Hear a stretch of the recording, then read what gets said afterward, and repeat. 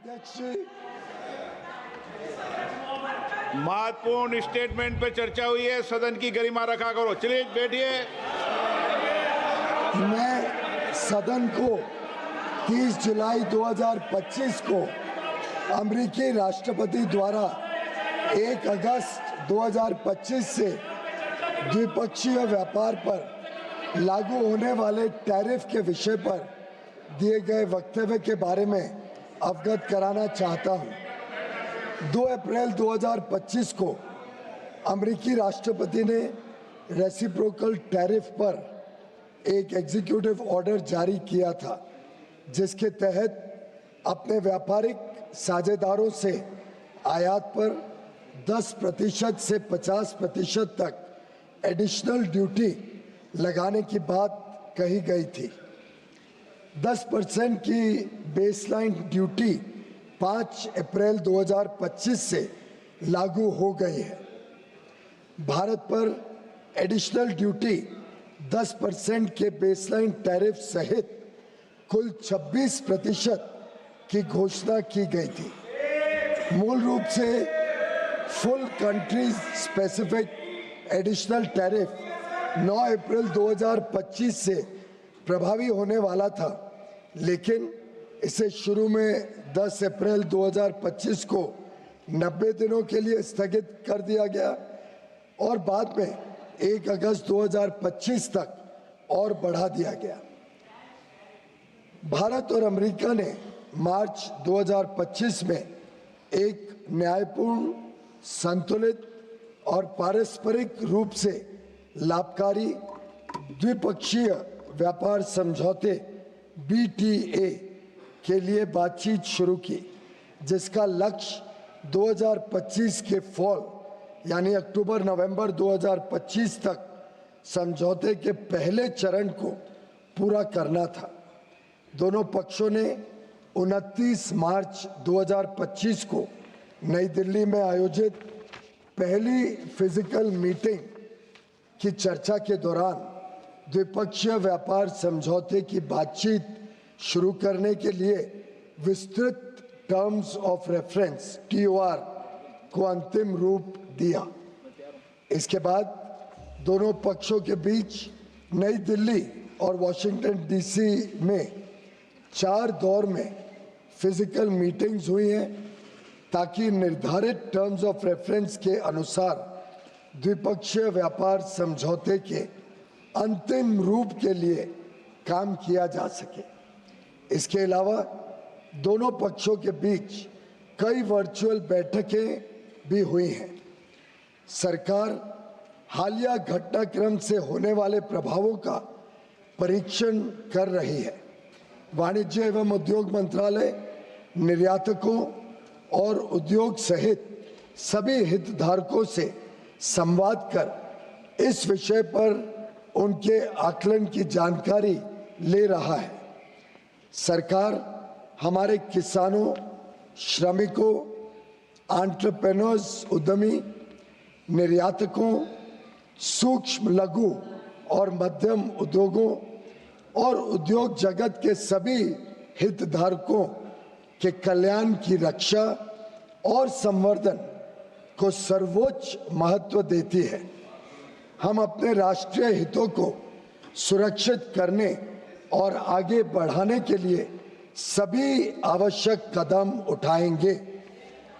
मात्र 1 दशक से भी कम समय में भारत फ्रैजाइल 5 अर्थव्यवस्थाओं में से निकलकर दुनिया की सबसे तेजी से बढ़ती प्रमुख अर्थव्यवस्था बन गया है। हम अपने रिफॉर्म्स और अपने किसानों, MSME और उद्यमियों की कड़ी मेहनत के बल पर 11वीं सबसे बड़ी अर्थव्यवस्था से शीर्ष 5 अर्थव्यवस्थाओं में से एक बन गए हैं। यह भी अपेक्षित है कि हम कुछ ही वर्षों में तीसरी सबसे बड़ी अर्थव्यवस्था बन जाएंगे। आज अंतर्राष्ट्रीय संस्थाएं और अर्थशास्त्री भारत को वैश्विक अर्थव्यवस्था में एक ब्राइट स्पॉट के रूप में देखते हैं, भारत वैश्विक विकास में लगभग 16% का योगदान दे रहा है। पिछले दशक में सरकार ने भारत को विश्व की विनिर्माण केंद्र के रूप में बढ़ावा देने के लिए मेक इन इंडिया के अंतर्गत परिवर्तनकारी कदम उठाए हैं।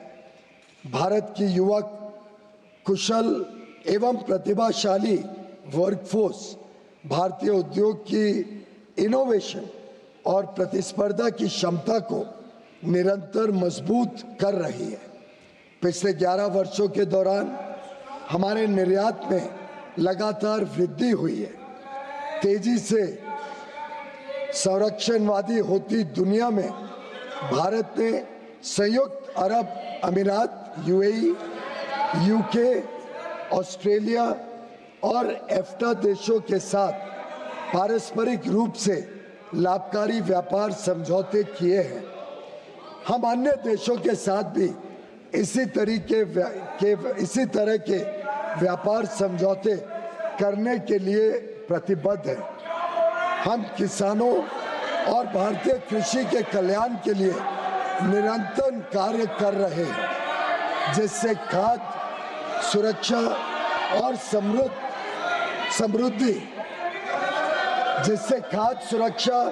और समृद्धि सुनिश्चित की जा सके।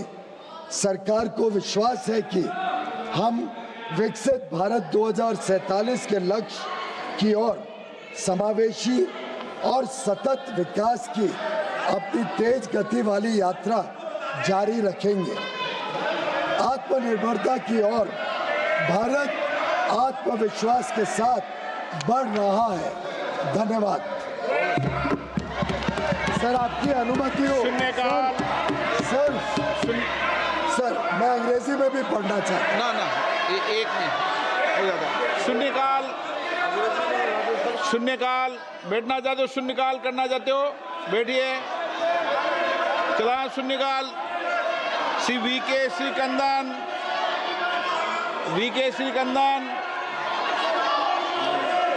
चंद्र प्रकाश चौधरी,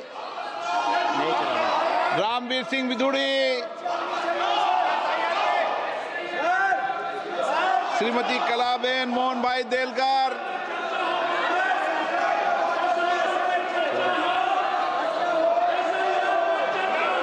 शून्यकाल नहीं करना चाहते आप? मान्य सदस्य नहीं बोलना चाहते? बोलना चाहते हो? सदन में चर्चा करना चाहते हो या नारेबाजी करना चाहते हो? सदन में अगर चर्चा करना है तो अपनी सीट पर जाइए, और नारेबाजी करना है तो सदन के बाहर सड़कों पे करो। यहाँ नारेबाजी नहीं अलाउ है। जाइए। सभा की कार्रवाई शुक्रवार दिनांक 1 अगस्त 2025 को प्राप्त 11 बजे